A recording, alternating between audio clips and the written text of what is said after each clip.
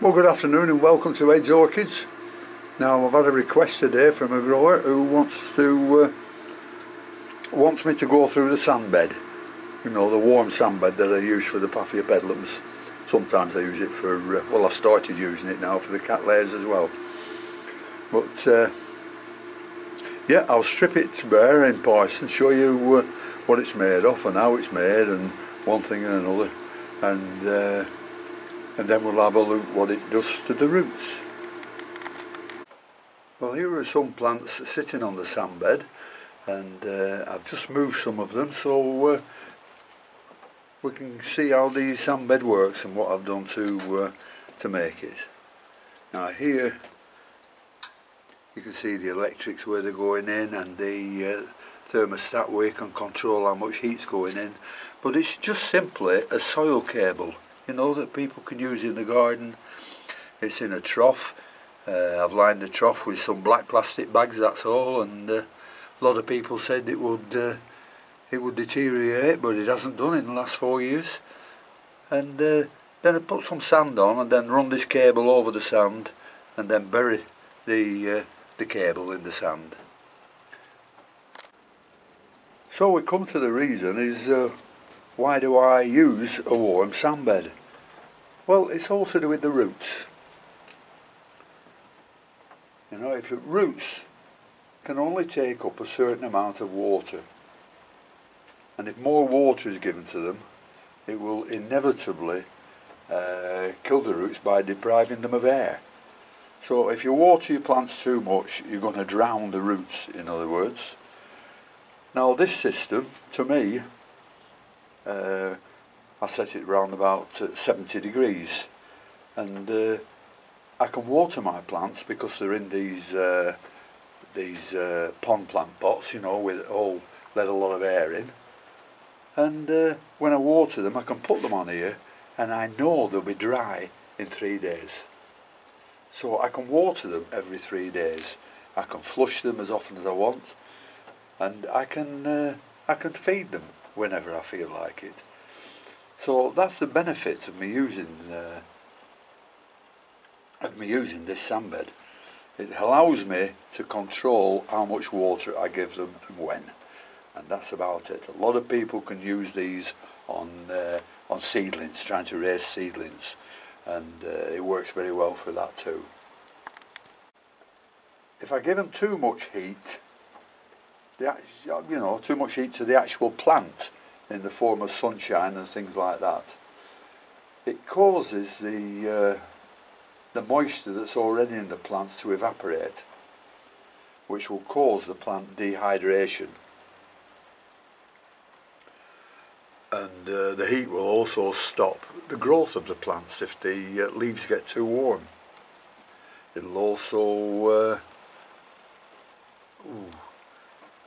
any pseudobulbs you have on your plants, of course these have none, these slippers, but if you have pseudobulbs on your plants, too much heat can cause a wrinkling of them. You might think it's being underwatered, but that might not be the case.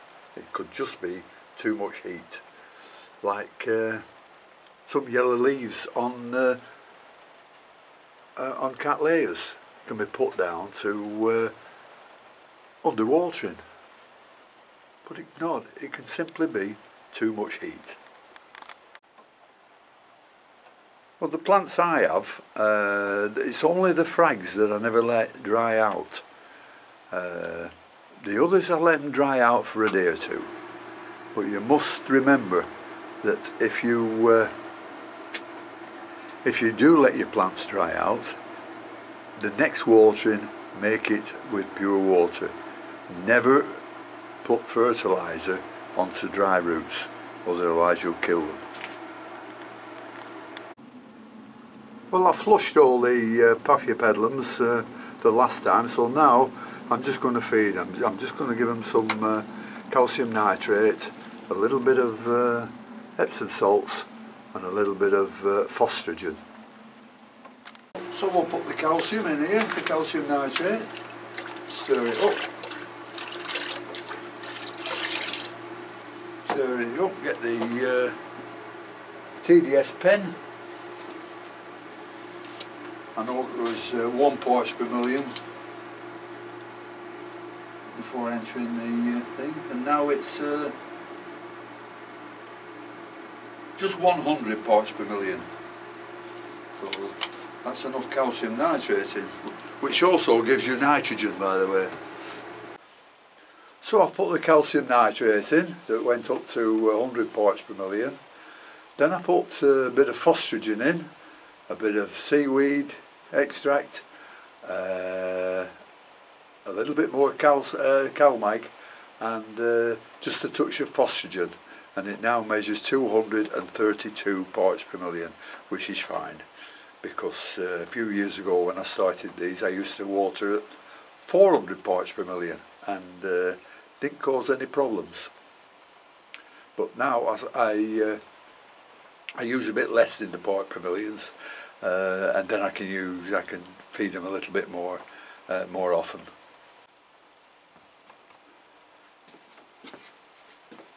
So we'll just water a few. This is the Lady Isabel, I think. Yep, Lady Isabel. They've just been flushed, so I can use the same water.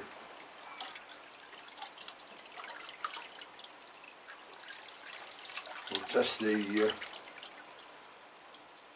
water after, see if it's gone up from 232 parts per million, see how much it's gone up.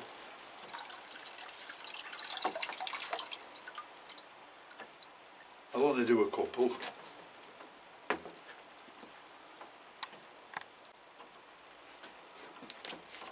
This is a Hongsheng eagle that's growing very, very nicely. The old, see if I can show you.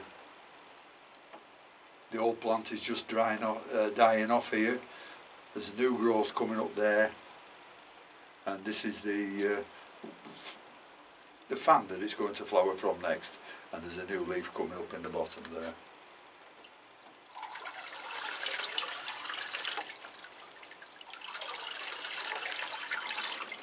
Don't forget there's 2 sides to a pot, so make sure it's watered all round. Well, I'll be doing that to about 50, so I'll leave it at that now and come back to you in a bit. Well, I've done all the watering of those 50 paths or so, and it's moved up from 232 parts per million to 247, so the flushing does remove a lot of the salts. Well, thank you very much for watching. I thought you might just like to have a look at this development of this Epidendrum ciliare. It's growing very, very fast, and it looks like it's going to open any time, so I'll keep you informed on that. Anyhow, thank you very much for watching, and until next time, I'll see you later. Bye.